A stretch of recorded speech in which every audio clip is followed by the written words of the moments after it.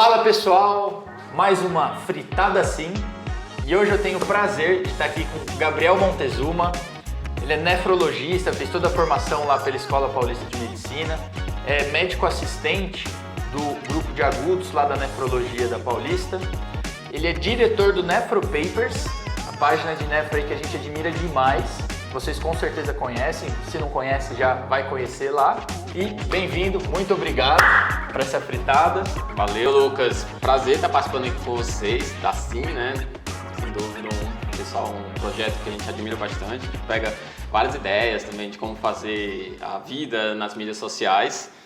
Sempre que precisar, estamos aí à disposição. Show, obrigado. E eu estou fazendo uma pergunta agora, antes de todas as fritadas, que é, isso aqui realmente não é combinado, todo mundo sempre frisa isso. Não sei de nada, gente. Estou aqui, o que eles aprontaram? A gente nunca dá nenhum spoiler, e agora eu sempre pergunto, o que você acha que vai ser o caso? O que você imagina? Olha, eu imagino, por conta do histórico que eu tenho, que seja algo de agudos, diálise ou de glomérulo. É o que eu estava suspeitando, mas nefro é muito amplo, né? Pode ser qualquer coisa, pode ser cardio renal, hepatorenal, distúrbio eletrolítico, acidose, né? Roubou, foram vários. Desculpa, gente, mas não, botei meus dois principais que eu estava suspeitando, Não, fechou. Então, ó, você tá lá no agudos, e aí te liga o R1 da clínica, que quer pedir uma ajuda lá para manejar um caso. É um senhor de 68 anos, que abriu ficha pelo Ortop, na verdade. Já sofro. Um clássico. Ele abriu ficha pelo Ortop. O cara chegou com uma dor nas costas, uma dor no quadril e tal. O cara medicou isso que ele falou. O Ortop achou estranho, pediu um lab geral, perguntou por quê. Ele falou, nem sei. É estranho, né? É estranho. E aí chegou lá, talvez para ganhar tempo, né? Uma ficha. Beleza. E veio uma create de 5,6. E aí o Ortop, imagina, ficou um pouco em pânico. Falou, cara, isso aqui não é mais meu, chamou o R1 da clínica, e o R1 estava em março, abril ali, falou, cara, pedi ajuda. Aí ele chegou lá e falou, e aí, o que eu faço? E é isso. Olha, creatinina elevada, maior do que 1,5, maior do que 2, é a queixa que a gente mais recebe no dia a dia. Primeira coisa que eu falo pro pessoal, né, quando a gente está passando visita, eu tenho outros exames anteriores, porque o mais importante nesse momento é definir se esse 5 é um agudo, é um CADIGO 3, que pode ser que ele vá morrer nos próximos dias porque é um paciente muito grave, né? Um agudo que precisa de diálise, aqui no Brasil 60% de mortalidade. Ou se é um paciente crônico, é um paciente às vezes hipertenso, diabético, que não tinha um acompanhamento regular e que chegou com ciclo de creatinina, que vai começar também a diálise, talvez possivelmente em breve, mas que a chance de morte dele no próximo ano é muito menor, né? Apesar de não ser muito baixa, é por volta de 5, 10, 15%, dependendo da idade, dependendo das comorbidades. Então, primeira coisa, é agudo ou crônico? Para eu definir se é agudo ou crônico, o mais importante é ter exames anteriores. Então, pergunta se ele passa em algum médico, se ele tem algum exame de rotina, às vezes um cara mais jovem se teve exame admissional, para a gente poder ter uma base confiável, que é o exame. Mais de um exame é o ideal. Às vezes ele colheu um exame 6 meses atrás porque ele estava internado, porque ele fez uma cirurgia, porque ele teve uma pneumonia. Aquele paciente talvez já estivesse agudizado. Aquela creatinina de 3, de 6 meses atrás pode não ser o basal dele. Então, se eu tenho 3 exames, 5 exames, se eu tenho exames escolhidos no momento que ele estava assintomático, de rotina, me passa muito mais confiabilidade em relação a ele ter aquela creatinina como basal. Joia. Então, ele tinha no celular, que ele fez ali no que laboratório high-tech. externo, fazia um ano, e ele tinha uma create de 1,2, há um ano atrás. Ótimo. E era o que ele tinha ali, depois disso ele não passou mais. Isso não é o mais frequente, tá, gente? Infelizmente, né, o Lucas talvez esteja querendo me ajudar, mas a maioria dos pacientes não sabem quanto é a creatina dele de base, não faz acompanhamento direito com nenhum médico, se tem exame, foi num hospital público que não tem como ter acesso. Às vezes hospitais grandes, por exemplo, o Hospital Universitário, né, o HC, a Unifesp, tem tanta gente que acompanha nos ambulatórios que é mais frequente ter alguém que já é do ambulatório de lá que procura, por exemplo, pronto-socorro ou é encaminhado de UPA hoje em dia, né? Então acaba tendo às vezes uma função de base. Mas fora de grandes centros, o mais frequente, infelizmente, é que a pessoa não tenha uma função de base. Mas quando tem, mesmo que seja de um ano antes, me dá muita informação. Mesmo que ele seja um crônico, uma doença que evoluiu de 1,2 para 5 de creatinina, de taxa de filtração, de 68 anos deve dar uns 40 para 10, 5 de taxa de filtração em um ano, é uma doença muito grave. Ou é uma DRC rapidamente progressiva, ou com uma progressão rápida, né, que é um termo que a gente usa mais, que é muito grave, ou é um paciente que tem uma IRA agora. Então, não tenho outros creatininos mais recentes para eu saber exatamente como está sendo a progressão. Segunda coisa mais importante é a história. Então, um paciente que chega com IRA, com 5 de creatinina, normalmente ele vai chegar com sintomas agudos e sintomas graves. Então, o que é mais frequente como causa de IRA, né? Pré-renal, desidratação, hipotensão, choque e sepse. Então, um cara com 5 de creatinina, que tinha 1,2 um ano atrás, ele vai chegar ou rebaixado quando for um agudo, né? Ou hipotenso, ou com história de 5 dias, 7 dias de febre, confuso. Pode chegar referindo que está com oligúria, né? Que o crônico não vai chegar. Pode chegar mal perfundido. Então, normalmente, tem uma história de poucos dias, semanas, e tem história com sintomas, com sinais graves, puxando para desidratação, sepse. Então, a história é fundamental. Não sei se você vai me dando a história ou não. Pode ir perguntando, eu vou te falando. Pronto. O que você tem? Essa queixa de dor lombar, dor em quadril, tem quanto tempo? Isso aí já tem mais ou menos uns 3 meses, meio subagudo, assim. Ele não tinha diarreia recente, não tinha vômito, não usava diurético. Chegou andando, conversando, orientado? Chegou andando, orientado. Não estava hipotenso? Não estava hipotenso. Sinais vitais dele, né? Na chegada. Ele entrou pela porta, era uma ficha amarela, porque ele estava com bastante dor. O PA dele estava 120 por 70. Perdão, estava 150 por 80. Tudo bem. Frequência 105, estava com bastante dor. Saturação 95%. Afebril. Tinha um destro de 192. Tá. Então, pela história que você está me contando nesse momento, ele ainda não tem características típicas de um paciente que chega com mira. Aí tem um detalhe da história que a gente tem que prestar atenção, que é uma exceção para esse quadro grave que eu falei. Pacientes com nefrotoxicidade, que é a terceira causa de IRA, depois de pré-renal e sepse, não costumam ter um quadro clínico muito rico. Então, você tomou anti-inflamatório, por exemplo, é um paciente com dor, a primeira coisa que a gente pensa, e chega com uma creatinina alta por conta do anti-inflamatório, ele normalmente não vai chegar hipotenso, chocado, com rebaixamento de consciência, não vai chegar com uremia, né? Que a gente fala muito de paciente que tem ureia alta, creatina alta, tem muito sintoma urêmico. Isso é muito verdade para o crônico. Paciente que tem lá 7 de creatinina, 10 de taxa de filtração há 6 meses, 10 meses, uns 3 anos, aí ele chega frequentemente com ureia de 300, com vômito, náusea, hiporexia, pode estar perdendo um pouco de peso, uma pressão descontrolada, pode ter prurido, pode ter rebaixamento de nível de consciência, mas não costuma ser rebaixamento grave. Aí sim, pode ser que ele apresente sintomas urêmicos, mas o agudo, com uma ureia de 200, 300 que seja, se forem poucos dias de aumento da ureia, 1 ou 2 semanas, não costuma ter sintomas urêmicos. Não espere por isso para dizer que é, de fato, um agudo ou crônico, né? Vai ser mais para crônico se tiver esses sintomas.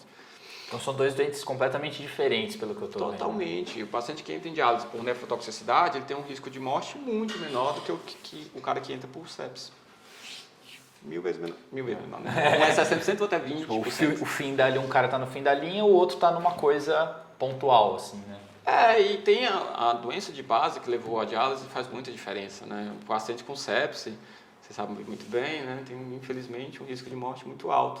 Então, se o paciente tem sepse com disfunção orgânica grave, né, está em diálise, é um paciente por conceito muito grave. Tá. A nefrotoxicidade, isso é o outro ponto, costuma ser facilmente reversível. Né? Você tira a medicação, o paciente costuma melhorar. Se você fez muito uso da medicação, já era um crônico, o paciente pode demorar semanas para melhorar, existe isso. Mas a maioria dos pacientes melhoram rápido depois que você tira o agente causador, né? No caso da nefrotoxicidade. Então, isso também ajuda a ter um prognóstico melhor por causa disso. Então, na história, por favor, além dessa parte toda de avaliação de desidratação, de sepse, de sinais de alarme, digamos assim, para sepse, a gente vai também investigar sempre se tem alguma medicação que possa ser causa de piora da função renal. Vindo de casa, primeira coisa, segunda coisa e terceira coisa, pensar em anti-inflamatório. Mas não só, é bom a gente sempre perguntar sobre diurético. Diurético não é nefrotóxico. mas causa desidratação. Às vezes o paciente acompanha com um cardiologista e passou no cardiologista que tá tudo bem, a gente também faz isso.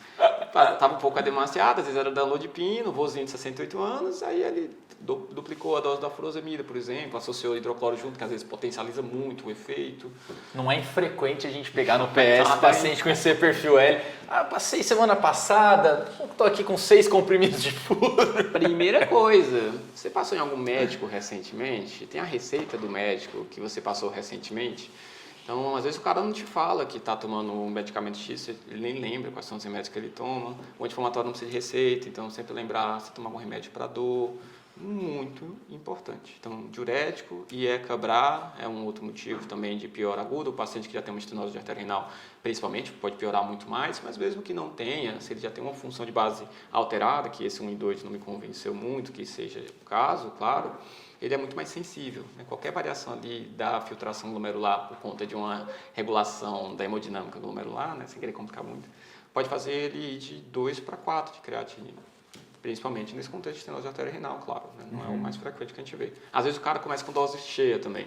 É um cardiopata, vocês quiseram começar com já 100 de losartana. O paciente idoso já tinha uma DRC, é muito mais sensível. Tá? Além disso, a gente tem que lembrar hoje em dia do inibidor de SGLT2, normalmente não causa uma ira assim grave, né, mas pode causar aumento da creatinina. A gente já teve casos de paciente que foi de 2 para 2,5, 2,7, só por causa do inibidor de SGLT2. A gente na NEF vê isso também com o inibidor de calcineurina, que pode acontecer no começo.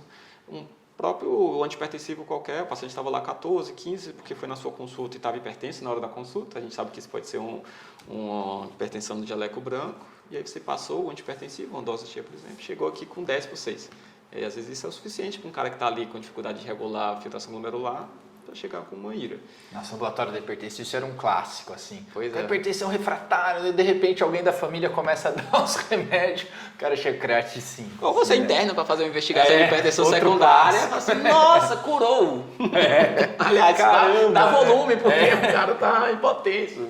Muito frequente. Infelizmente, dieta é um negócio que a gente sabe que é difícil mesmo, né? Então a gente não consegue seguir às vezes quando precisa fazer alguma coisa. Imagina o paciente que não entende exatamente a importância daquilo, né? Não estou sentindo nada, né?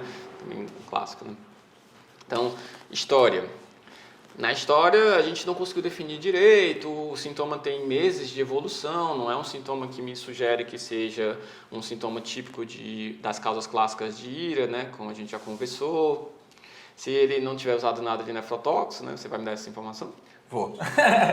Ele, então, a prescrição dele é o seguinte, ele usa um captopril aí, 25 de 8 em 8, ele usa um glifage aí, XR, 1 grama 12 em 12, e ele estava usando bastante de fato anti-inflamatório, assim, picado aí nos últimos 1, 2 meses por causa dessa dor. Sim, é um clássico, o paciente chega com história de dor, às vezes ele nem pergunta se usa remédio para dor, pergunta se ele tem dor.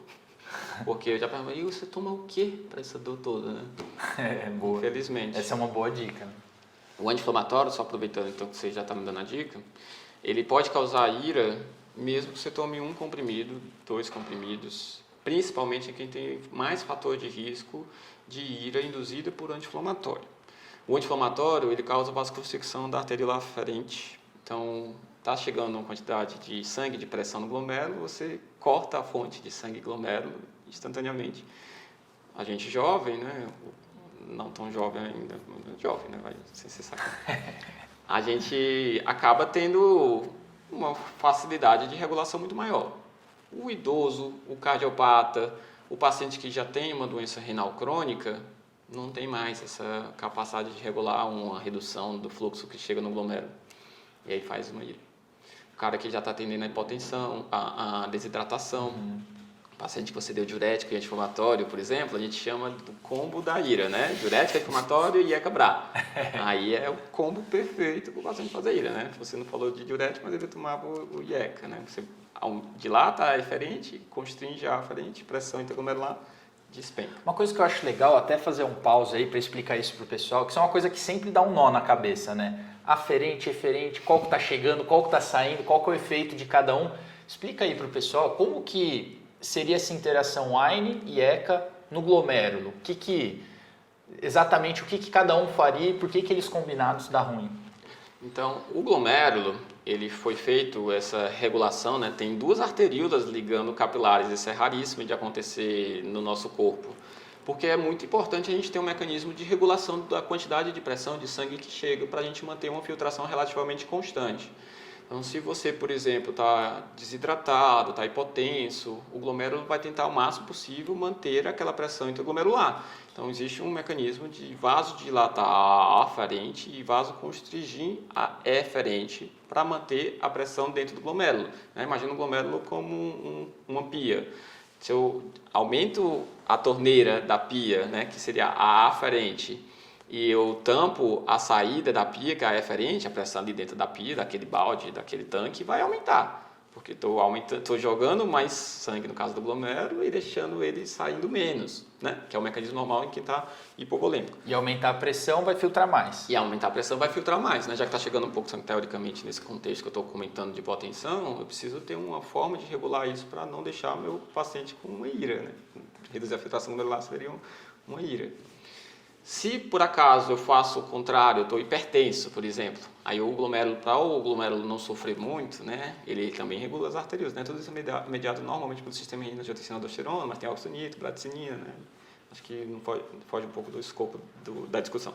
Mas se eu estou hipertenso, eu vou tentar proteger meu glomérulo. Então eu vou tentar vasoconstringir a aferente e vasodilatar a eferente, para poder a pressão dentro do glomérulo não ficar tão alta. Porque a pressão alta dentro do glomérulo, vocês sabem bem, causa DRC, causa doença do podócito, vai causar esclerose, o glomérulo vai morrer. E eu acho que uma coisa que é meio contraintuitiva para a gente que não é nefro é porque quando a gente pensa em vasoconstrição, você está falando que isso vai aumentar a pressão. Você está falando que quando ele faz vasoconstrição da aferente, isso protege o glomérulo. Mas é porque eu estou falando da pressão dentro do glomérulo. Tá entrando menos, Está entrando menos sangue dentro do glomérulo. Então, por isso que talvez confunda um pouco. Legal. Então, eu preciso proteger o glomérulo. Já está chegando uma pressão muito alta ali, porque eu estou hipertenso. Estou com 19 por 10, Estou com uma acelerada maligna. Para o glomérulo não sofrer tanto, eu vou vasoconstrigir para diminuir a pressão dentro dele. Então, legal. Isso também funciona dos dois lados, para as duas vias. O anti-inflamatório, ele tira essa regulação. A prostaglandina é um dos mecanismos que tem de vasodilatação, ele inibe a prostaglandina, a formação de prostaglandina, a arteríola aferente tende a fazer uma vasoconstricção. Como eu falei, quem já tem uma sensibilidade maior por conta que é DRC, porque é idoso, porque é um paciente cardiopata, hepatopata, ele vai ser muito mais sensível ao anti-inflamatório. Enquanto o paciente jovem tem mais reserva, digamos assim, para sustentar esse insulto. O IECA-BRA bloqueia o sistema renina-angiotensina aldosterona, a angiotensina, principalmente, a renina também, causa vasoconstricção da eferente. Se eu bloqueio, causa vasodilatação da eferente, então diminui a pressão intraglomerular. Por isso que quando eu dou IECA-BRA, eu posso, sim, em alguns pacientes mais sensíveis, quem tem um estenose arterial está chegando já menos sangue, um paciente que tem, por algum motivo, uma sensibilidade maior, IECA-BRA faz hipotensão, às vezes porque eu comecei uma dose muito alta, ou às vezes eu estou dando IECA-BRA porque é o paciente que está com proteinúria, no nosso caso, ou é um cardiopata, no caso da cardio, e aí você nem está com o paciente hipertenso, Então acaba por isso, às vezes, causando um efeito que a gente não gostaria, que é uma piora da função mais importante do que o que a gente aceita, que é aqueles famosos 30% de aumento, Show. Em até 2 a 4 semanas, que é o mais típico. Tem outras medicações hoje em dia que a gente usa muito como inibidor de SGLT2 que também interferem. Então, o inibidor de SGLT2 ele causa vasoconstricção da aferente, sem querer me alongar muito, mas inibindo a glicose, a absorção da glicose, não absorve o sódio também, sobra mais sódio na mácula densa. A mácula densa fala assim, nossa, está chegando muito sódio, ele deve estar hipertenso, hipervolêmico, vou lá, e por um reflexo, que a gente chama de reflexo tubuloglomerular, o feedback tubuloglomerular, constringe a aferente. Agudamente, um cara hipovolêmico pode fazer muito mal, mas o que a gente quer? Dando IECA-BRA, inibidor de SGLT2 para o paciente com DRC? Proteger o glomérulo. Excesso de pressão ali no glomérulo faz com que ele possa, a longo prazo, sofrer mais rápido e virar um DRC dialítico mais rápido. Eu diminuindo a pressão, ele vai sofrer menos a longo prazo e, por isso, ele vai ter menor progressão da doença renal crônica. Isso é muito frequente, é muito fácil de provar com o paciente com proteinúria, que é um sinal já de sobrecarga do glomérulo, mas mesmo sem proteinúria, alguns trabalhos estão sugerindo no diabetes, não diabético ainda não, que pode ter benefícios do inibidor da SGLT2. Mas é muito maior para o paciente com proteinúria. Então, Pra mim ficou, cara, eu já li isso várias vezes, sempre dá um nó na cabeça. O negócio da pia eu nunca mais vou esquecer. Abre a torneira, aumentou a pressão. Fecha o ralo, aumentou a pressão.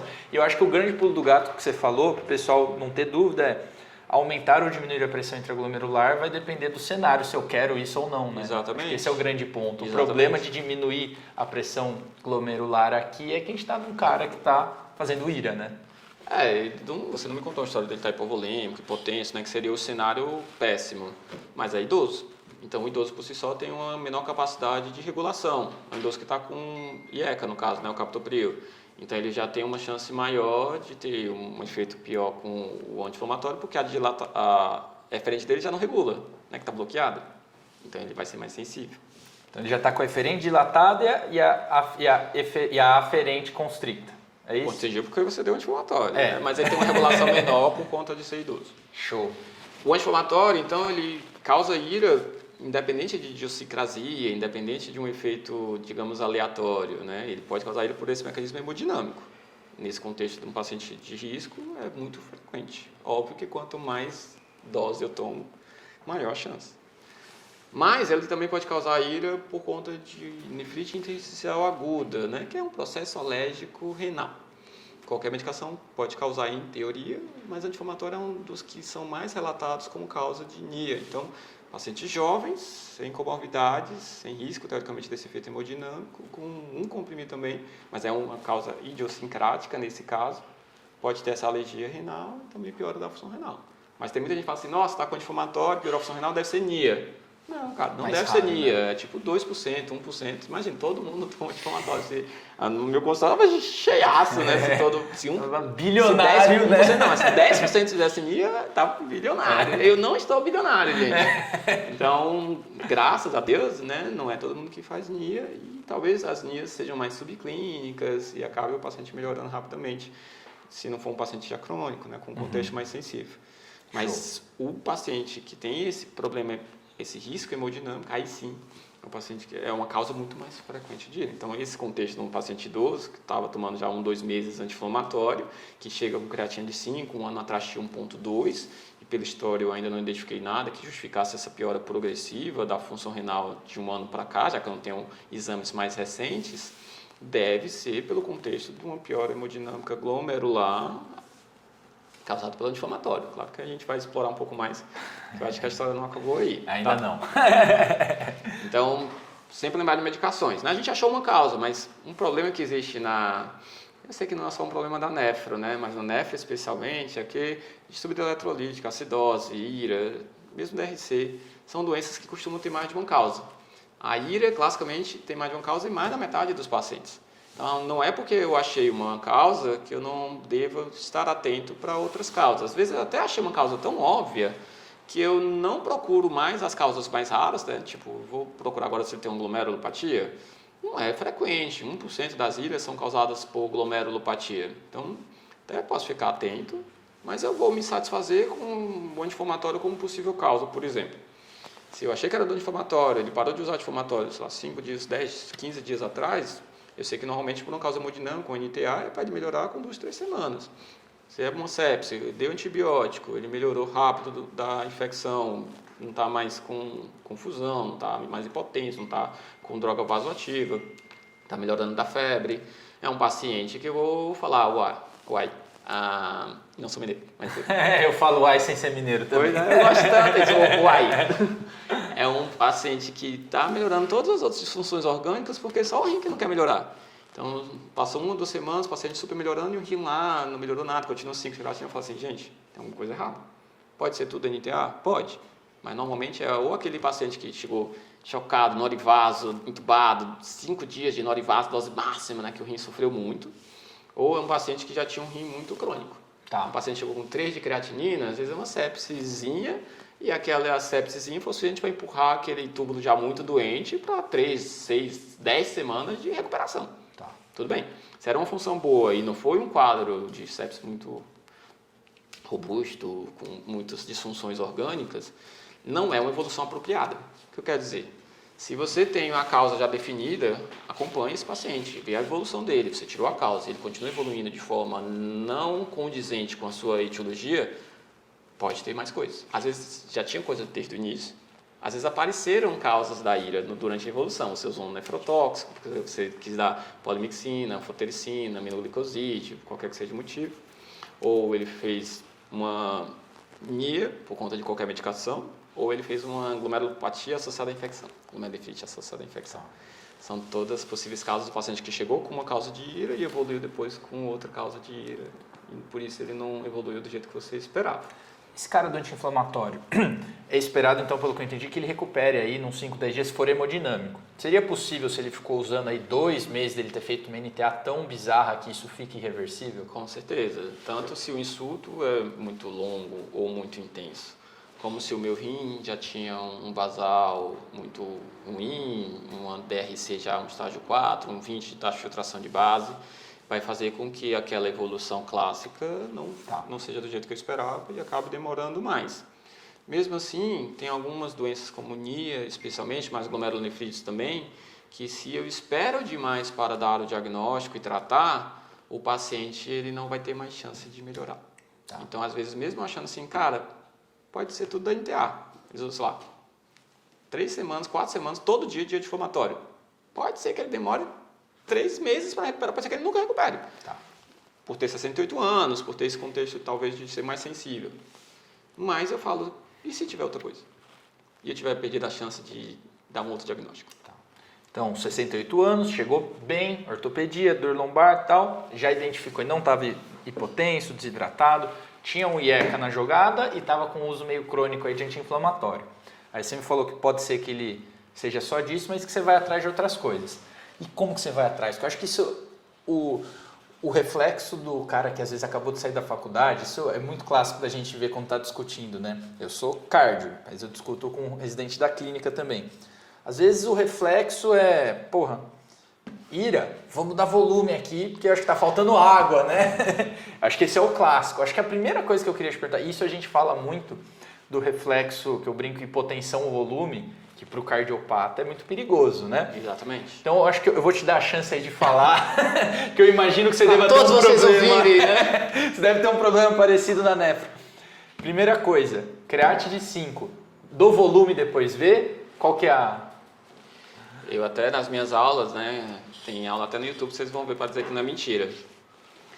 Eu boto lá um slide assim, só aquela frase. Ira não é igual a desidratação. Ira é diferente, tratamento de ira é diferente de dar volume, de dar soro. Tem causa de ira, né? Cardiorenal é a quarta causa. Tem um estudo que fala 10, 15% das iras são cardiorenal. Que dar volume é pior. Vai o paciente piorar clinicamente. E a gente tem que tirar volume. Então, tudo bem. Metade das iras do paciente que vem de casa, né, que a gente chama de ira comunitária, elas são pré-renal. Esse paciente, teoricamente, tem benefício de você dar volume. Alguns eu vou dar um pouquinho só de volume oral, né, porque é uma pré-renal, é uma desidratação leve. Outros eu vou ter que fazer expansão volêmica porque ele está chocado. Tudo bem. Mas a outra metade não é. A outra metade daquele paciente assim, a creatina subiu, abre um sorinho aí. Pode fazer mal você dar volume, né? Claro que tem paciente que chega no pronto-socorro ou mesmo na UTI que a gente fica na dúvida. Será que ele está ou não desidratado? Ele não tem nenhum sinal clássico, ele não está com a periferia mal perfundida, não está sudoríaco, não está com mucosas secas, não está hipotenso, não está taquicárdico, né? Não teve uma história, né, que é importante de ver de diarreia 10 dias, de vômito, estava o vozinho sonolento, sem acesso à água, né, que é o clássico que a gente fala assim, nossa, se não for desidratação, ou pelo menos se não tiver um componente de desidratação, porque tem alguma coisa errada na minha história. Tudo bem. Mas se você não tem nada na história, se você não tem um sinal clássico do exame físico, mas não está hipervolêmico, a gente até aceita se eu não achei outra causa, se ele não está com nefrotoxicidade identificada, um cardiorenal, hepatorenal, pós-renal, nada identificado, uma prova de volume. A gente aceita isso como possível, contanto que você não tenha nada de risco para um efeito colateral do soro. Então não é um paciente cardiopata grave. O cardiopata pode ter desidratação? Pode. Mas aí eu vou dar 250, vou avaliar com muito mais calma, fazer um ultrassom, um eco, para ter certeza que ele tem mais, ou pelo menos para ter mais dados que ele pode realmente estar mais para o espectro hipovolêmico. E principalmente vou estudar o pulmão. Não é que é o que a gente tem mais medo. Será que ele vai ficar com gesto? Será que ele vai ser entubado, vai ter edema agudo por conta desse volume? Se o pulmão está limpo, eu estou na dúvida, por qualquer que seja o motivo, a gente até pode fazer uma prova de volume. Uma prova de volume não é 2 litros e amanhã eu vejo. Você faz 50, 500, dependendo do paciente, da gravidade, da história, né? E vê se ele já começa a urinar.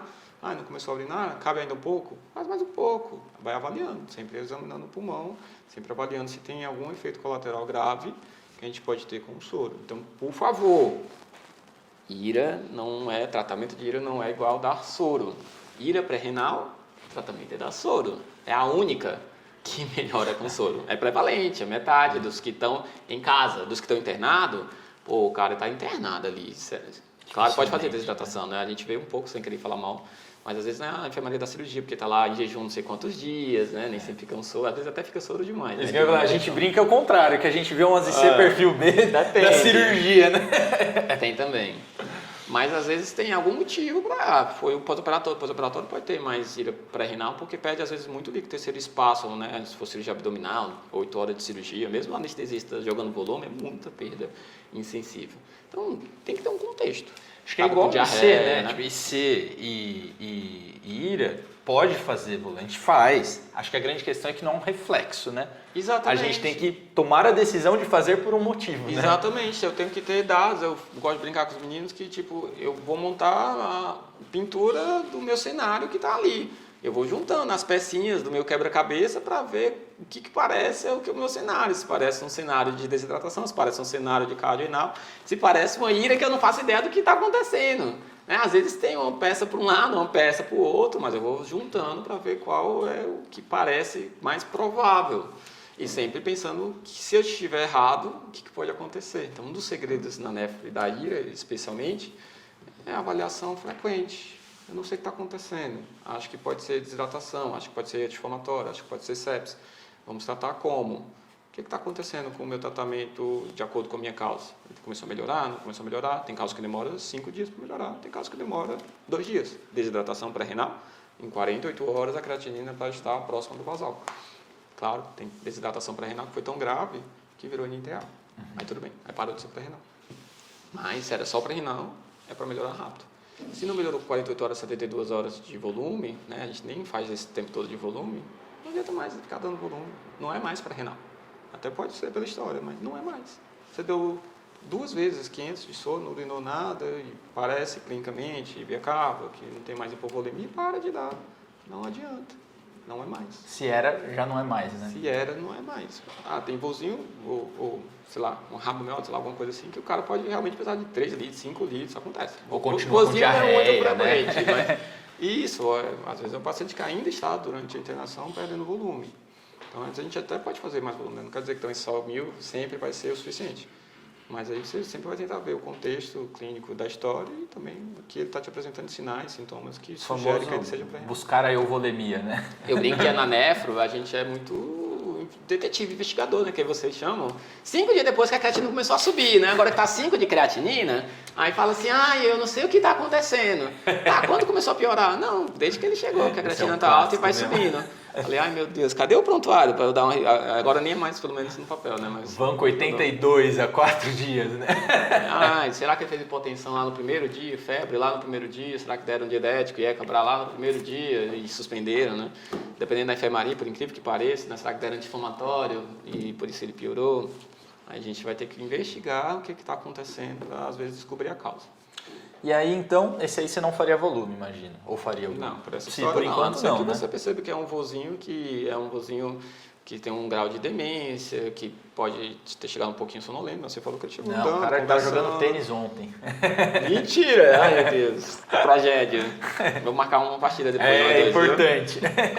Não faria volume de jeito nenhum nesse momento. E como que você investigaria? Então, achei uma possível causa, que é o anti-inflamatório, mas, 5 de creatinina era 1,2, apesar de ser um vozinho que usava IECA, eu estou achando um pouco desproporcional, porque ele não falou que estava usando todo dia. Ele usou algumas vezes nos últimos 1, 2 meses. Então, nesse caso, a gente continua a investigação para achar outras causas. Primeiro exame, né, vocês já devem estar suspeitando, né, que a gente faz na nefro para praticamente qualquer coisa, é uma urina 1, né, ou EAS, sumário de urina, né, um exame da urina. A urina, ela vai me dar muitos sinais, ela não me dá diagnóstico exato do que é, vai me dar muitos sinais que podem direcionar a minha investigação. Então, a gente pode olhar desde densidade, para ver se ele está mais concentrado ou não, pensando que ele possa estar desidratado ou não, mas a gente sabe que tem muitos fatores que interferem. Então, o que eu sugiro olhar mesmo é o clássico, da proteína, leucócito e hemácias, e se tem alguma coisa no sedimento. Então, a proteína a gente vai avaliar se tem ou não proteinúria na urina 1 inicialmente. Se vier 2 cruzes ou mais, principalmente, aí eu posso fazer uma proteína sobre creatinina ou uma proteinúria de 24 horas, dependendo do contexto, para a gente avaliar se pode ser uma glomerulopatia. Eu falei que é raro, mas se na urina tem sinais que podem ser de glomerulopatia, ele pode estar com uma glomerulonefrite rapidamente progressiva. E esse é o motivo da creatina ter ido de 1 ano para cá, de 1,2 para 5. Totalmente plausível. Né? Pode ter começado há 2, 3 meses, né? Um rapidamente progressivo. Então, proteína me ajuda nesse sentido. A urina 1 sozinha não me fala o que está acontecendo. Eu posso estar com a urina concentrada, porque eu posso estar um pouco desidratado, por exemplo, e aparecer lá 2, 3 cruzes. Eu posso ter uma infecção urinária, uma leucocitúria, uma hematúria por conta de sonda, e vir 2, 3 cruzes, simplesmente porque tem leucócito e hemácia na urina 1. O P/C no agudo, ele não é o ideal porque a creatinina, como ele foi para 5 de creatinina no sangue, na urina está pouquinho de creatinina. Então, o P/C tende a vir superestimado. Ele pode ter 5 de P/C, mas na verdade é porque o C dele está 0,1. Baixinho. Então, acaba às vezes dificultando um pouco a nossa interpretação. A proteína de 24 horas pode me ajudar mais nesse caso. Segunda coisa, a hematúria. Aí sempre lembrar se passou sonda ou não, né, para a gente poder ter um pouco mais de detalhe. Mas o paciente com hematúria e perda de função, primeira, segunda e terceira coisa que eu tenho que pensar é que pode ser uma glomerulonefrite. A quarta coisa que eu posso pensar é que possa ser uma pós-renal. Então, ele pode ter uma hematúria com coágulos, uma hematúria macroscópica, né, que normalmente a história já vai me direcionar para esse lado, que pode ser um câncer de bexiga, pode ser uma litíase bilateral mais difícil, mas em uretra, um HPB, com prostatite, que pode ser a causa da piora da função renal. A hematúria pode direcionar para o lado do glomérulo ou para o lado de uma pós-renal principalmente. A hematúria, eu vou avaliar se ela tem dismorfismo, vou avaliar se ela está junto com proteinúria. Hematúria com proteinúria eu vou pensar que pode ser glomerular, com certeza, principalmente acima de 1 grama de proteinúria. E vou avaliar se tem cilindros associados, né? Por isso que eu falei também de avaliar o sedimento. Então, vai me dar algumas dicas. Eu não fecho o diagnóstico só porque tem hematúria, mas eu vou procurar sinais que possam ter outras causas de erro. E o terceiro, leucócito, né? Claro, a gente sempre tem essa infecção urinária, né? Tem lá um vozinho, chega lá meio estranho, com leucocitura, eu vou pensar, será que é uma infecção urinária? Um vozinho, estava jogando tênis, que não tem sintoma nenhum sugestivo, né? Não está confuso, não tem delírio, não tem hipotensão, não tem febre, não tem... Era mais quadril ou era mais lombar? Os dois. Pronto, até poderia se encaixar por essa dor lombar, né? Ou avaliar se tem leucocitura, né? Lembrando que ter leucocitura não é igual a ter infecção urinária, mas é um sinal que pode me direcionar para esse cenário do quebra-cabeça. Tem outras causas de leucocitura, né? Pode ser algo abdominal não urinário, né? Mulher pensando em colo de útero, vagina, né? Pode dar também leucocitura. Pensando o homem uma diverticulite, uma apendicite, uma inflamação ali próximo da bexiga, pode dar uma leucocitura também. E pensando nas nossas doenças mais específicas, NIA, né? Então, o paciente usou anti-inflamatório, você não tem um sinal, apesar dessa dor lombar, muito claro de infecção urinária, eu vou avaliar se essa leucocitura que está ali não poderia ser uma NIA. Então, urina, a gente tem que avaliar essas 3 coisas. Se eu estou pensando em infecção urinária, eu vou pedir cultura, né? Aí eu direciono também para a investigação da infecção. Depois da urina 1, ela tendo ou não tendo me dado sinais já de alguma coisa, a gente costuma, num caso investigativo, fazer uma imagem do rim. Não é obrigatório para toda ira. Então, se o paciente chega chocado com uma pneumonia, um foco pulmonar, você já sabe que tem um foco pulmonar mesmo, o paciente está lá chocado mesmo, está lá com droga causativa. Óbvia, né? Uma causa óbvia. A creatina foi de 2 para 4, você achava até que devia estar em 7, ou devia estar anúrico, porque é um paciente que está grave. Não precisa agora fazer ultrassom, não tem porquê, uma tomografia e ultrassom, porque eu já sei porque que o rim dele está sempre funcionando, é motivo suficiente. Nossa, tratei a sepse, ele mesmo assim não melhorou rápido da sepse, e ainda assim, 2 semanas depois, 10 dias depois, ele continua com disfunção grave, continua dependente de diálise. Aí eu vou investigar, será que tem mais alguma coisa? Ou é um foco urinário, né, já é grave, eu vou ter que investigar desde o início. Ou pela história não tem nada, né, que é o clássico. Então, estou lá sem uma causa muito bem definida, tem lá uma infecção, mas não é uma infecção que tem outras disfunções orgânicas, é um paciente que está anúrico, é um paciente que tem história de HPB de prostatismo, é um paciente que tem a hematúria macroscópica, com coágulo, é um paciente que eu vou ser muito mais precoce para fazer uma imagem. Se eu não tenho história nenhuma de nenhuma etiologia, vou fazer imagem. Se eu tenho um anti-inflamatório que não me convenceu, que foi 2, 3 vezes, vou fazer imagem.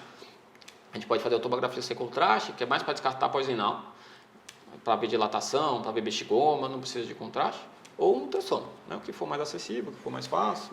Né? Claro que a gente prefere às vezes o ultrassom para não ter que fazer radiação, mas não que seja um grande problema no cara de 68 anos.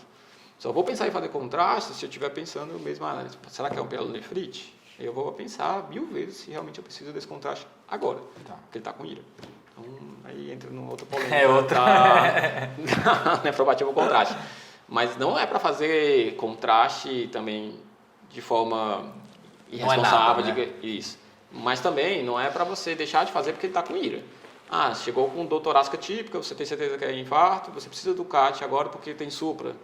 Você depois decide se você tem indicação de CAT ou não. Mas tem indicação de CAT, acabou, cara. Nem olha a creatinina. É um caso discutível. Mas tudo bem. Pode esperar 2 dias, 5 dias, 10 dias. Eu esperar se é um pré-renal não para ver se vai melhorar ou não. Mas você espera. Né? Também não é, como eu falei, não é para fazer se não precisa. Se precisa, estou achando que é um TEP, fiz um Doppler ali, não vi nada. Talvez eu tenha que anticoagular o paciente.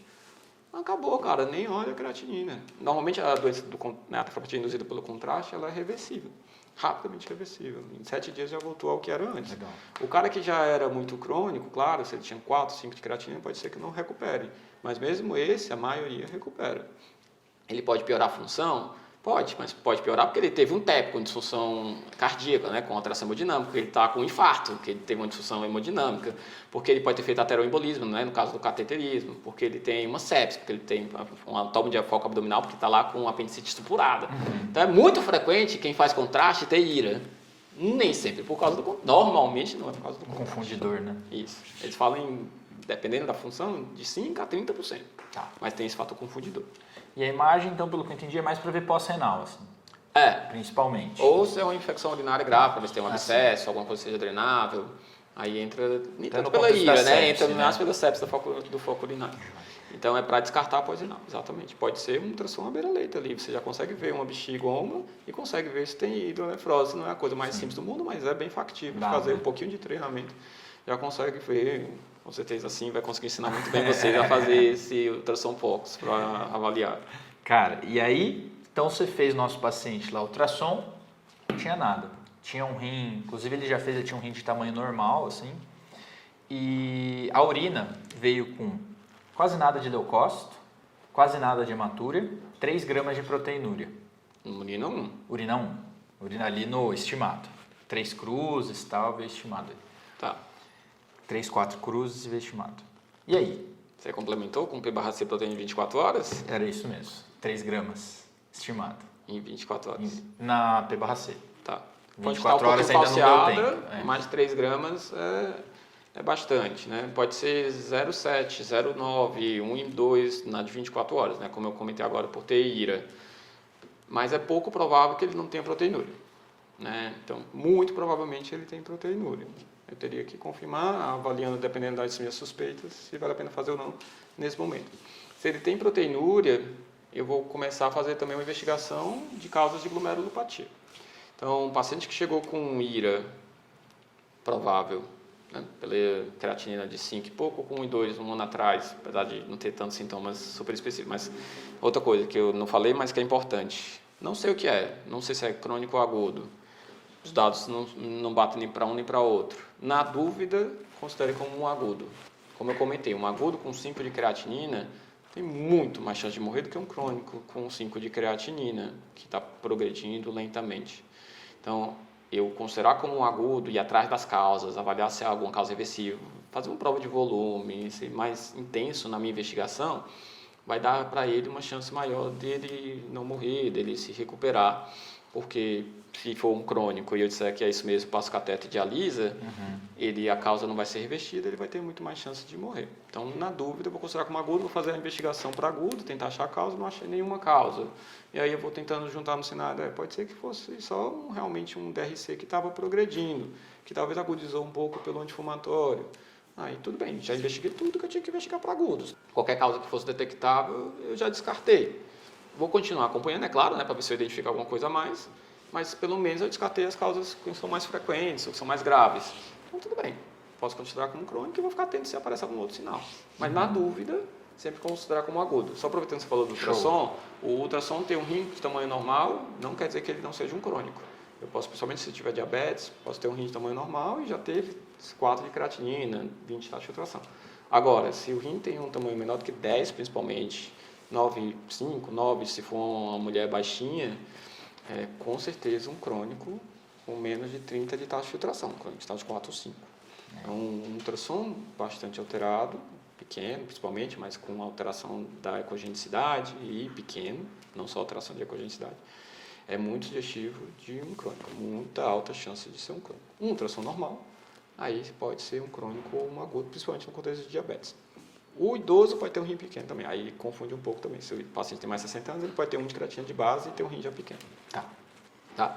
Então, pensando que pode ter mais alguma coisa, essa proteinúria é uma proteinúria estranha, paciente de 68 anos, a gente pode continuar a nossa investigação. Eu vou continuar achando que pode ser do anti-inflamatório, vou tentar manter ele euvolêmico, nesse momento vou tirar o IECA, né? A gente não falou ainda muito de tratamento, mas já vou tirar o IECA, porque você não falou nada de ser um cardiopata grave, que eu talvez quisesse manter o IECA, então não tem nenhuma urgência de eu manter internado, tem uma IRA, tira, não tem nem o que discutir. Não falou de potássio e nada.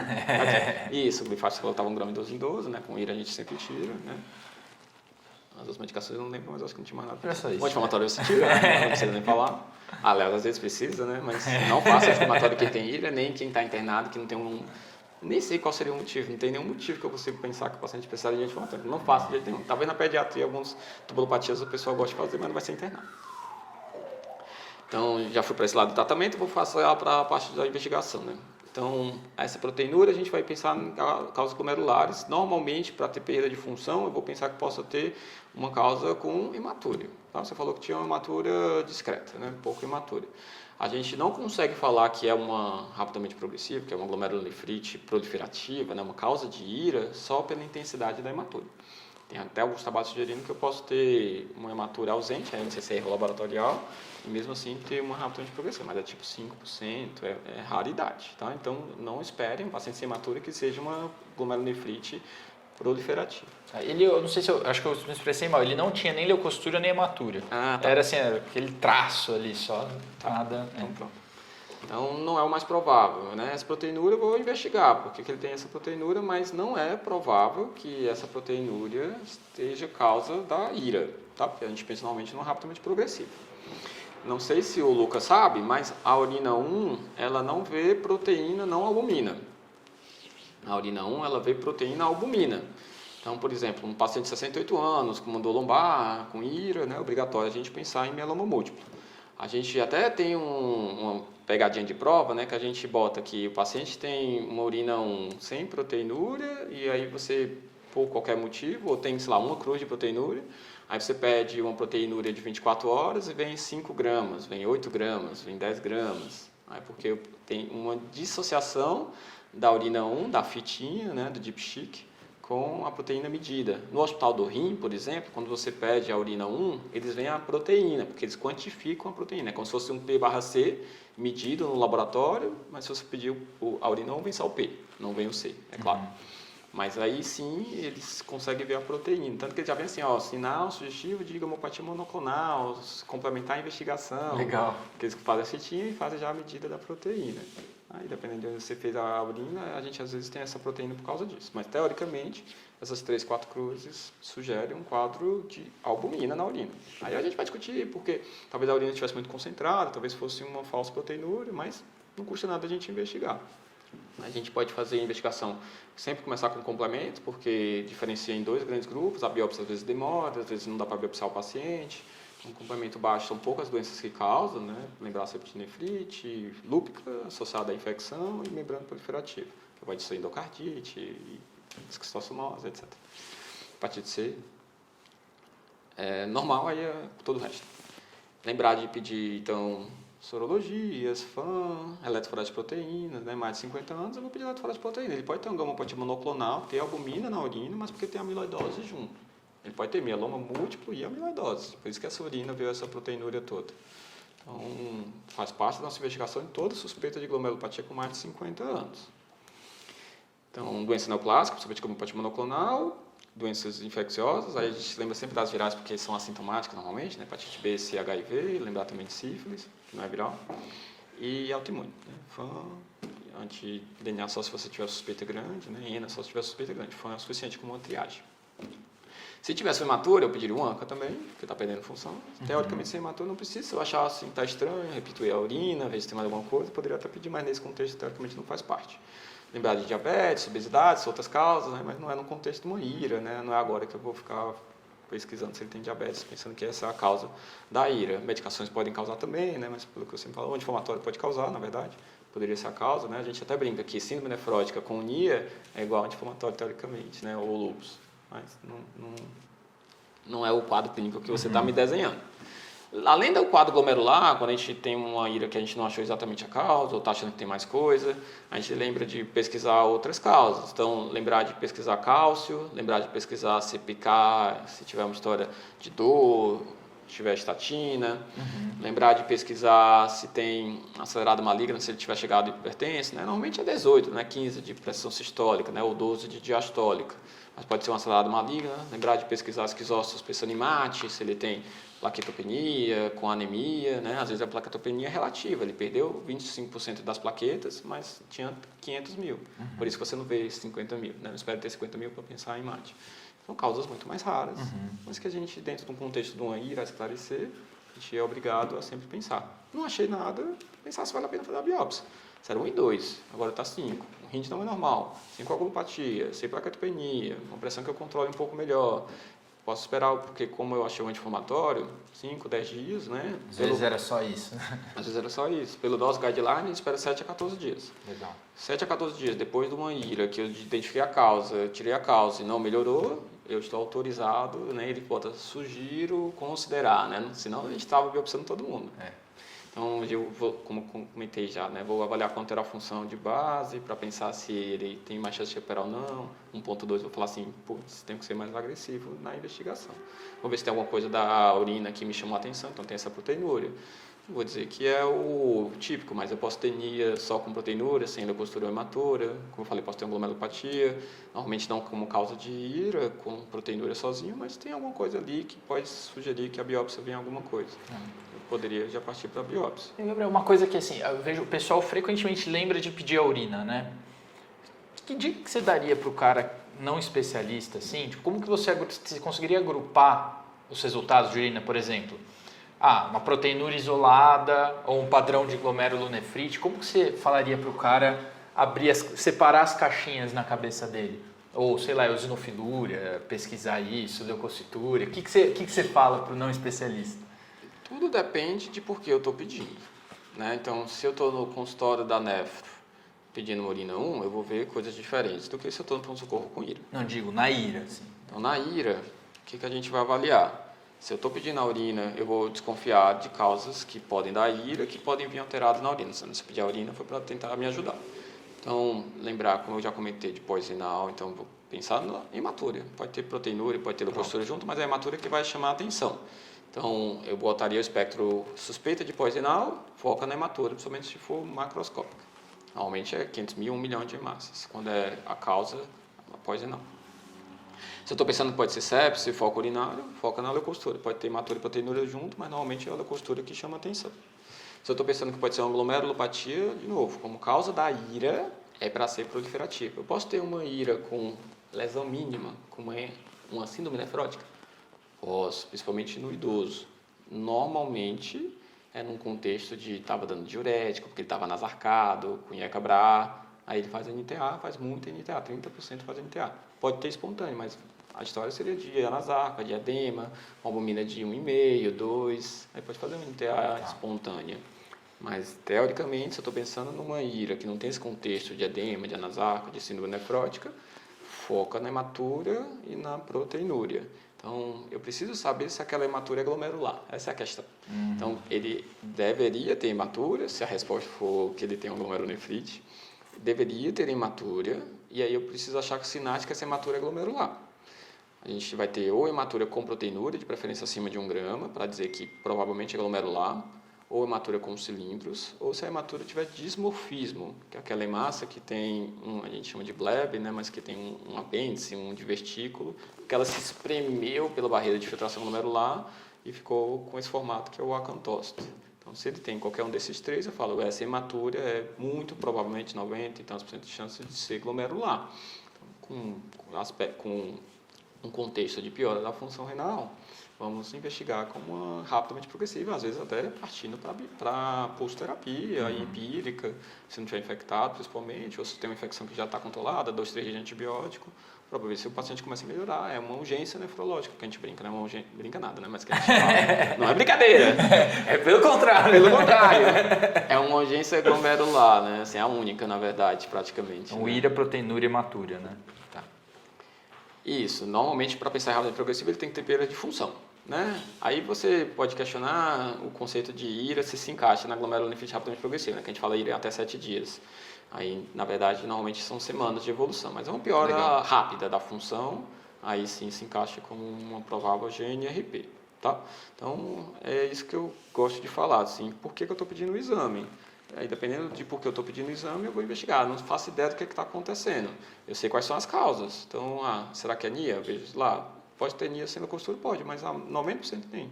Então, se não tem, eu mais ou menos descarto. Se tem, pode ser infecção urinária, pode ser arterioembolismo, pode ser outras coisas. Mas eu já direciono um pouco para esse lado. Se tem monocostura também, eu vou pensar se pode ser infecção urinária. Se tem hematura, eu vou pensar se pode ser glomérulo, se pode ser pós-renal. Então, sabendo as possíveis causas, eu vejo como eu consigo encaixar aquela urina. A urina está totalmente normal. Provavelmente é um NTA ou pré-renal. Legal. Aí seriam as possíveis causas. Que deve ser o mais comum aí, né? Sem dúvidas nenhuma, né? 90% dos pacientes com IRA, pré-renal, sepsis ou nefrotoxicidade, né? Às vezes tem todos eles juntos. Show. Os outros 10% são esses casos que a gente vai ter que investigar, fazer uma investigação laboratorial, às vezes com biópsia junto, para a gente tentar achar a causa. Mas 90%, 5 minutos eu já sei o que está acontecendo. Então, o nosso paciente pediu aqueles exames todos para investigar, que tinha uma proteinúria que chamou atenção, né? Aí vai demorar um pouquinho. Do dia para o outro, em termos de suporte, o que você recomendaria para R1 da clínica? Interna, faz o que com esse cara? É importantíssimo isso que você está falando, né? Às vezes a gente está nessa loucubração toda, né? Nossa, o que será que está acontecendo? Vamos fazer biópsia e tal. E o paciente lá com 5 de creatinina, anúrico, 7 de potássio, e você lá, nossa, mas será que é uma anemia, uma glomerulonefrite, né? Então, primeira coisa, assim, ver na prática é medular a gente, né? O paciente está com uma creatinina alta, e o potássio, que é o que vai matar ele imediatamente. Nossa, é importante saber se está com acidose grave também, é importante se ele está anúrico, não, hipogolêmico, claro. Mas o que às vezes é assintomático, que a gente não estava desconfiando, que mata instantaneamente, é o potássio. Primeira 5, coisa... 4. O potássio? É. Ah, tá.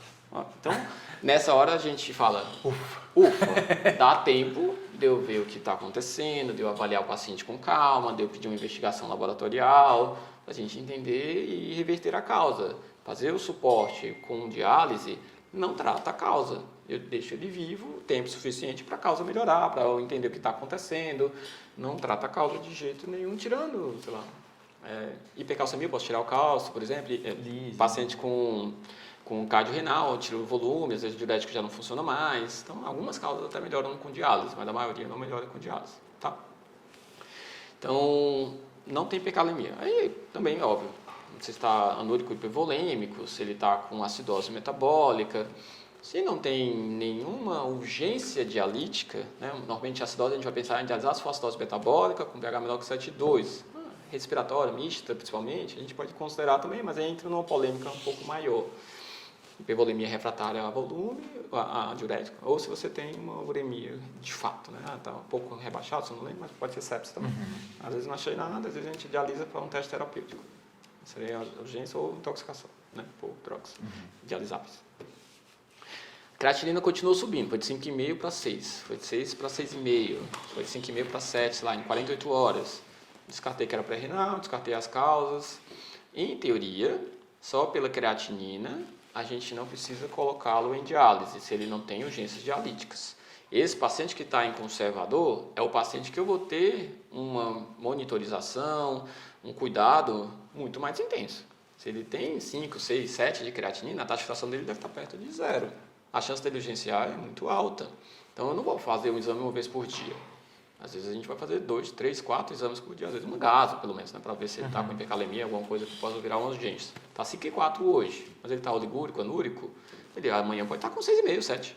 Então, não deixe um paciente conservador com exames uma vez por dia se ele tem muita disfunção. Né? Se ele tem 2,5 de creatinina, não está piorando de 2,5 para 3,5, né, uma coisa mais aguda, assim, mais intensa, ainda pode deixar, obviamente, no padrão de uma vez por dia. Se ele não tem outro motivo, você colher exame que ele está na UTI, sei lá, você quer fazer gases porque tem outros motivos, claro. Né? Então, só a creatinina não quer dizer que a gente vai dialisar.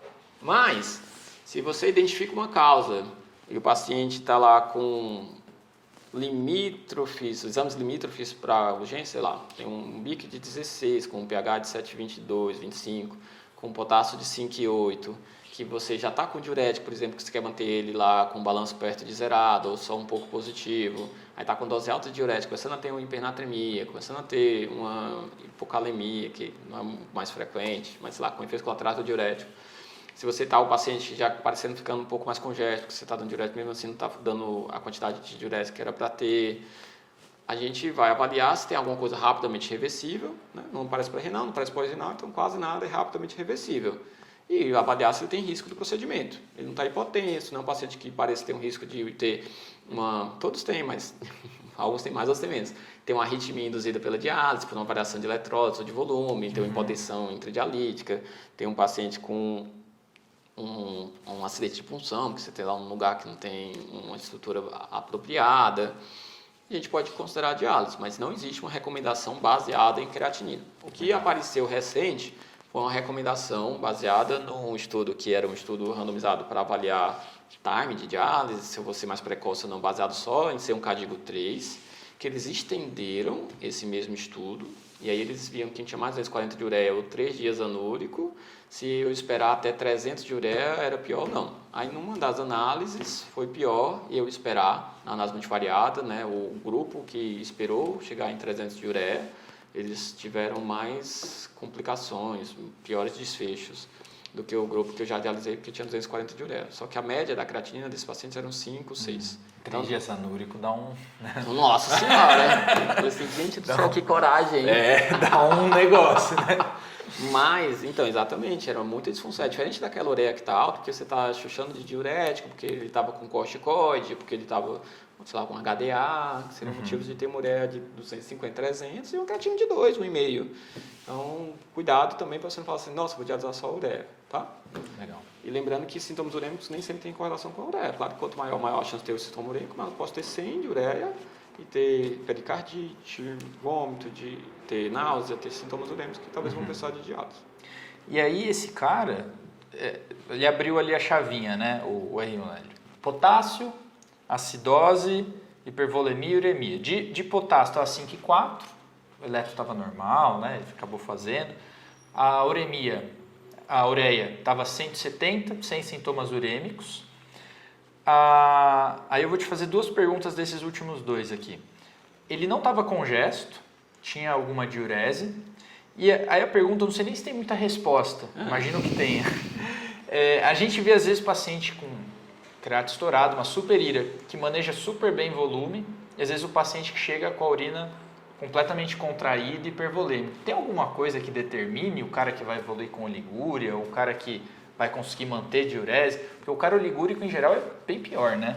Sim, se você tem um Cadigo 3, creatina ou triplicou, ou está acima de 4 por uma ira, e o cara é oligúrico, também com Cadigo 3 por oligúria, né? Ele tem uma diurese menor do que 100 ml em 12 horas, ou menor do que 0,3 ml por quilo-hora em 24, esse paciente que tem esse Cadigo 3 também com critério de oligúria, ele tem, dependendo do estudo, 4, 5 vezes mais chance de morrer do que o cara que tem o mesmo Cadigo 3, mas que não está oligúrico, que não tem um critério de diurese de ira, né? Tem 1000 de diurese.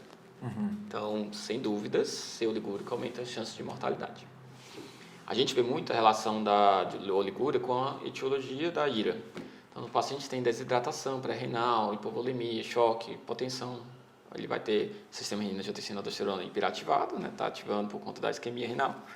e vai ter ADH alto também.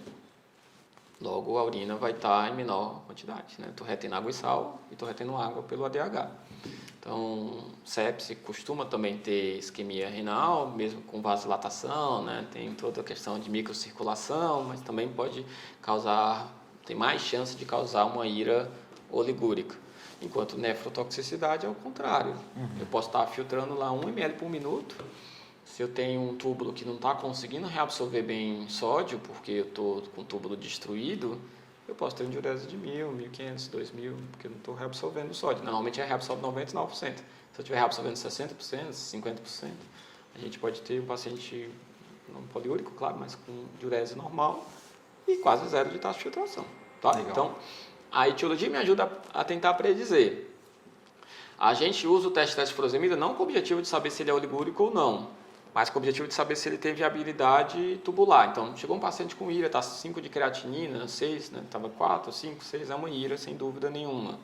E a gente está na dúvida, será que amanhã ele vai estar com urgência dialítica? Será que eu vou ter que dialisar? E agora é o melhor dia, porque hoje é sexta, ainda é 2 da tarde, amanhã é sábado, não sei quem vai vir, às vezes o cara não tem muita experiência, ou à noite ele vai urgenciar, e aí no plantão que já está ruim vai ser o cara que vai ter que passar o catéter, que vai ter que dialisar.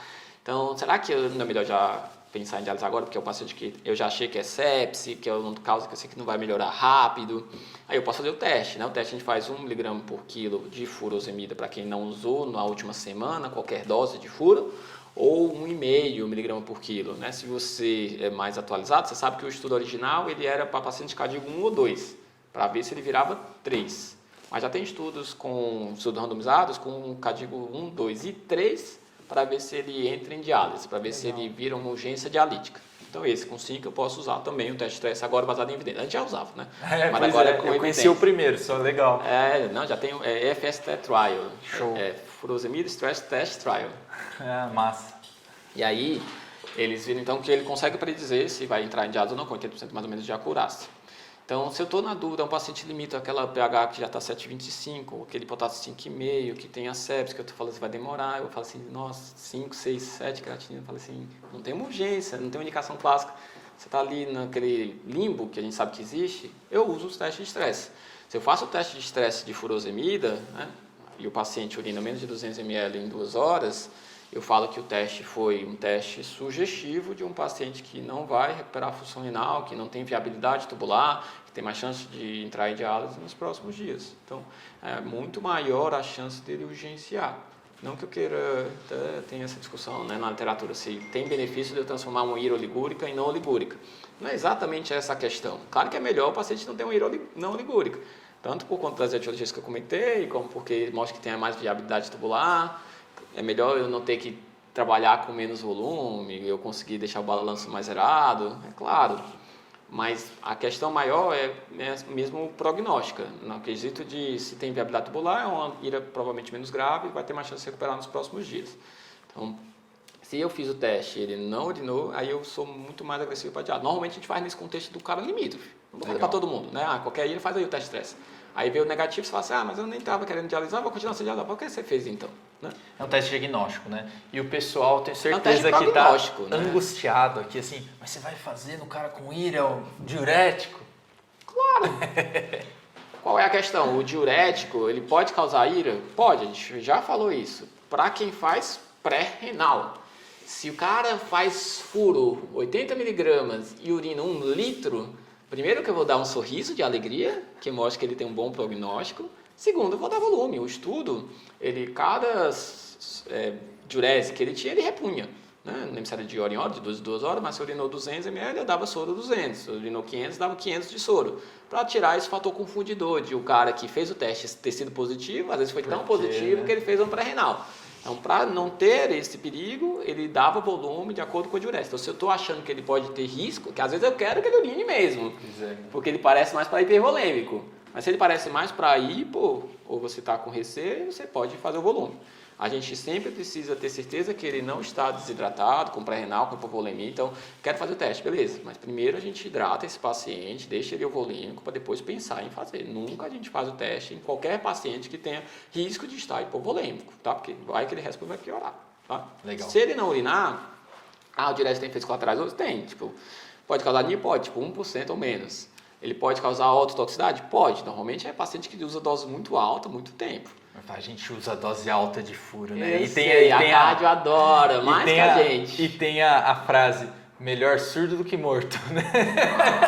Ai, que maldade. Essa eu não conhecia, A cardio gosta de uma fura, né? Fura em bomba. Eu tô brincando, né? Existe muito essa briga da cardio com o nef, né? Tem dos dois lados. Tem o nef que gosta de furo que fala que a cardio não quer dar, tem o nef que não gosta que fala que a cardio que gosta de dar, né? Normalmente a cardio gosta mais do que a nef. Mas a gente que está no meio acadêmico, a gente fala assim, cara, furo é vida. Total. Pelo amor de Deus, salva o coração, o rim dá conta, a gente é forte. Vocês que não dão conta de tem volume. Tem suporte, né? Tem diálise. Nossa, a creatinina subiu por causa da furo, é o melhor dos cenários, porque quer dizer que é uma ira pré-renal. É a mais fácil de tratar. Depois que você já tiver resolvido o problema do coração, eu não costumo dar volume, mas aí a gente diminui o diurético, com o que vai entrando. Arruma, exatamente, né? com o que está entrando de volume ali naturalmente, por drogas, por qualquer outra coisa, vai melhorar a pré-renal dele. Né? Claro que se eu tirar 5 litros todo dia, 10 dias, e o coração já está ali trabalhando super bem, você passou do ponto e aquela ira pré-renal que vai virar NTA, você talvez esteja exagerando. Mas na fase aguda, sem dúvida nenhuma, muito melhor salvar o coração do que o rim. O rim depois dá conta. Além do corte. Tô brincando. Fazer o corte aqui. Não, importantíssimo. Tá gravado aqui, ó. Gabriel falando. Mas não adianta. A gente tem que reconhecer quem é que tá naquele momento mais em perigo. Eu quero salvar pulmão e coração, com certeza. E essa parte da volemia é sempre super muito difícil, né? E agora uma dúvida que eu sempre tenho na prática. Então já falou, o potássio está ok, não tem nenhuma uremia bizarra, o volume já ajustou, o cara estava com diurese, não estava numa hipervolemia bizarra. E a acidose, ele estava com um BIC de 16, um pH 7,28. E aí, o que eu faço com isso? Do BIC, aquele 1 ml quilo do 0,8,4, faço uma solução bicarbonatada, do BIC VO, não faço nada. E aí? Primeira coisa, o que essa acidose está fazendo para o pobre do seu paciente? A gente sabe que BIC de 8, BIC de 5, se o cara está com 7,28 de pH, haja pulmão para dar conta, né? Então, sei lá, uma hora ele vai fadigar, a gente vai ter talvez que tratar essa acidose para poupar um insuficiência respiratória e ele ser entubado. Tudo bem, nesse contexto eu entendo, a gente dá mesmo com um pH mais alto. Mas, em geral, para a gente ter uma repercussão hemodinâmica, um inotropismo negativo, uma resistência a catecolaminas, a gente precisa ter um pH menor do que 7,20 até esse momento. Sei que no futuro a gente mude, né? Antigamente a gente falava na sepsis, né, 7,1, né, para dar bicarbonato. Aí, recentemente, a gente viu que talvez 7,2, para quem já tem IRA principalmente, né, com bicácio, seja já o momento ideal, porque ele diminui a mortalidade, por todas as críticas que podem ter para o estudo. Eu gosto bastante desse estudo, sinceramente. Falando da minha opinião, mas mais ou menos consensual. Então, 7,28 com 16 de BIC, nesse momento, a indicação trata a causa da acidose. Ele está com essa acidose por causa da IRA. Você não falou de sepsis, não falou de mais nada, assim, deve ser por causa da IRA. Né? A gente pode fazer new gap, pode ver se tem outra causa. Normal. Mas no paciente que tem acidose, igual no paciente que tem IRA, a história é fundamental. A gente lê muito, né? Faz lá o fluxograma, new gap normal, new gap alta, new gap está normal, faz um new gap urinário, new gap alta, você vai lá ver lactato, ver se você está acidose. Beleza, é ótimo, a gente tem que aprender mesmo o fluxograma, porque tem os casos que a gente não identifica a causa. 10%. 90% eu consigo, pela história, saber o que está acontecendo na acidose. E todos esses cálculos têm falhas, né? Cada um dos processos tem coisas que você olha assim, nossa, talvez esteja errado por causa disso. Que bom que fosse um algoritmo, né? Se fosse maravilhoso, aquele 100% de acurácia, não é. Então, a história, mesmo para a acidose, é fundamental para a gente identificar qual é a doença que está predominando, digamos assim, nessa causa de acidose. Então, no que você está me contando, eu já identifiquei IRA. A IRA vai causar acidose, pode até causar com NGAP alto também, porque é acúmulo urato, fosfato, sulfato. Então, pode ter NGAP alto ou NGAP normal, ou as duas, né? Pode ser uma acidose mista. Então, nesse caso, eu vou tentar tratar a IRA. Né? Parece que é do anti-inflamatório, né? Ainda não tenho certeza, mas a gente vai tentar tirar o anti-inflamatório, ver se acabou investigando tudo. Já está investigando tudo, então vou esperar um pouco. O pH caiu. Aí o estudo, o Bicaicio, ele usou ou o sulfo, acho que era maior que 4, se eu não me engano, ou ter uma acidose lática. Se ele tinha um ilha cardíaco 2 ou 3, teve indicação de fazer BIC quando estava menor que 7,2. É o que a gente faz. O Tabenox 7.2, ele fazia uma solução diluída, 4,2%. Eu ia te perguntar agora, ele faz o 4.2, que não é muito o que a gente faz no dia a dia, né? Não, o que eu olho é se o paciente tem sódio já mais para alto ou não e quanto cabo de volume. É um paciente que às vezes eu quero dar volume, porque eu quero expandir, porque ele está séptico, eu não tenho dúvida que ele está séptico, é uma acidose lática por sepse, por choque. Aí eu posso já fazer a bicarbonatada, por exemplo, né? Jogo lá 150 mg de bicarbonato em 850 ml de água destilada, de soro glicosado. Glicosado a gente não usa muito, mas pode dar glicosado porque eu estou dando muito sódio no bicarbonato. Então vai dar uma solução de 150 mg em 1 litro de 150 mg por litro. Aí nesse caso eu estou 150 mg de sódio e de bicarbonato, uma solução isotônica, que eu estou dando 150 mg de bicarbonato. Né? Eles deram 1 a 2 mg por quilo. Então nesse caso a gente pode dar 1 litro dessa bicarbonatada. É um paciente que não precisa de volume. Se o sódio está 145 para baixo, eu dou 8,4%. 1 a 2 mg por litro. Não correr muito rápido, principalmente para quem tem insuficiência respiratória, para quem está hipoxêmico, quem está com qualquer queixa respiratória, que às vezes o pulmão não vai dar conta daquele CO2 sendo produzido muito rápido. Então corre em 30 a 60 minutos, pode fazer puro e ver o que aconteceu. Então o segredo da acidose, assim como da IRA, é a avaliação frequente.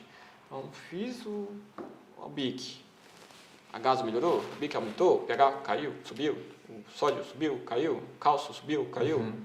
Não teve efeito colateral, o BIC subiu um pouco, o pH subiu um pouco, ainda não está na minha meta, que eles usaram até 7,3, faço mais. Veja o que acontece. Né? 1 a 4 horas depois, colhe a gaso. E o seu gatilho no dia a dia é igual ao do BICRCU? Menor que 7,2 com disfunção ou acidose lática, é isso? Eu uso mesmo sem disfunção renal, mas a evidência para a mudança de mortalidade foi para a disfunção, então quem tem disfunção a gente tem mais vontade de fazer, digamos assim. Se o cara não tem nenhum motivo para ter medo do bicarbonato, não tem nenhum risco de efeito colateral, eu posso dar o bicarbonato mesmo sem disfunção, porque eu sei que eu conheço muito bem a droga, né?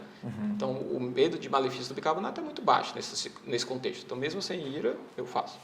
Se tem mais de 7,2 de pH, eu vou ver se eu identifico a causa. Né?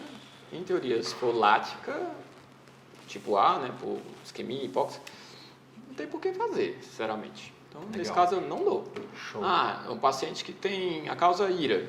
Na IRA, não tem evidência de que tem benefício. IRA pura, né, como causa, né, uma IRA por anti-inflamatório. Não tem evidência que tenha benefício de eu dar.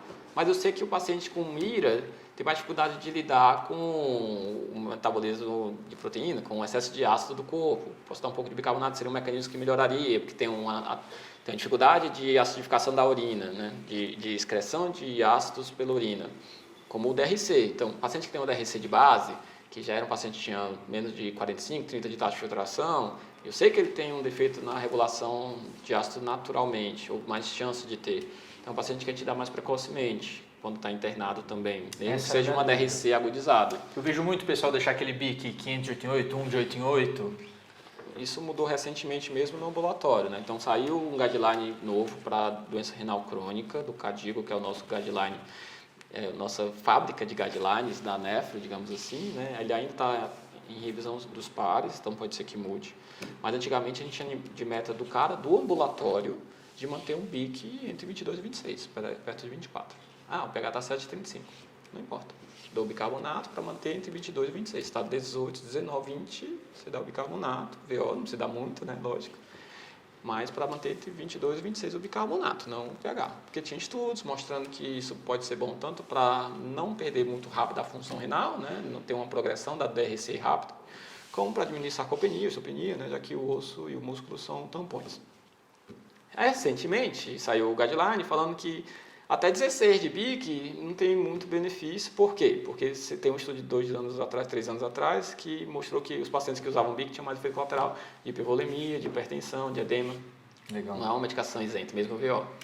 Então, hoje em dia, existe uma dúvida se de fato tem tanto benefício de a gente tratar essa acidose no crônico. No agudo não se sabe. Tirando na acidose lática, que tem o BICRCU, não se sabe. Eu acho que para nós não especialistas isso é até algo bom, porque menos é mais para quem não sabe exatamente o que está fazendo, né? Se você não sabe o que fazer, não faça nada. Ótimo. É melhor do que você inventar de ficar fazendo coisas que você não sabe o que está fazendo. Então, ali é basicamente o gatilho, acho que para nós que não somos netos, abaixo de 7,2, vai pensar tolera volume, pensar na bicarbonatada, manejar mal, de repente, 1 a 2 mEq do BIC puro. VH lentinho, depois. VH e vai Se só seguindo. tiver alto, pode diluir. Não tem Acima problema. de 7,2 fico tranquilão. Para as causas mais frequentes. Sim. Por exemplo, intoxicação por aspirina, Ah, a gente sim. faz pela própria intoxicação. Sim. Né? Alcalinizar. Tricíclicos, você quer alcalinizar a urina. Metrexato, você quer alcalinizar a urina. Né? Então, Pensando no contexto IRA geral. isso. Assim, né? Metformina, a gente faz um pouco mais precoce também, né? Uma lactatemia tipo B, né? Mas pensando no contexto geral, de paciente de UTI, sim. E paciente Legal. que tem um DRC de base, uma IRA. Antigamente a gente era mais agressivo para dar, né? Que você viu o paciente lá internado fazendo. É muito recente. Você vai continuar vendo com certeza por alguns meses, anos fazendo. Nem teoria, nem por crônico ambulatório tranquilinho lá em casa, na casa dele. Tem mais Show. tanta indicação dessa acidose leve. Quanto mais internado ali com outro problema. Que talvez o BIC a gente não queira fazer por motivos óbvios, né? Por efeitos colaterais. Show de bola. Então, nosso paciente de 68 anos veio com essa história de dor e tal. Ele A gente investigou essa causa da investigou dor. a causa da dor. Ele pediu a tomo, tá esperando autorizar. Ai, meu E Deus. aí, tava com... Foi agudo, né? Você pediu a create prévia. Parecia Um agudo, né? ano, Um né? ano, não consigo dizer com certeza. Não, digo assim, agudo no contexto, no sentido semântico puro, de 1 ano atrás era normal, né? Não sei se é uma IRA ou se é uma DRC agudizada, né? Isso. É... Achei uma possível causa do anti-inflamatório. Anti-inflamatório, pediu a investigação, a urina tinha uma proteinúria pura, não tinha ainda o 24 horas, pediu todos aqueles exames de investigação, o ultrassom estava normal, deu suporte ali, que ele não estava precisando de BIC, né? Pelo que eu entendi, o pH estava 7,28, potássio estava ok, estava manejando bem volume, a uremia não tinha nada, nenhuma clínica exuberante. E aí 2 dias depois saiu ali uma... Ai, meu Deus. Saiu uma eletroforese com um puta pico monoclonal. Eu imaginei que você tinha imaginado. Deu até a dica ali do dipstick. Faltou só você falar o HB, tava de 8. Eu tava segurando aqui, tinha uma anemia, Crab clássico, e era isso aí. Acho que poderia dizer talvez que foi uma sobreposição aí de coisas, né? Como você falou que sempre vem.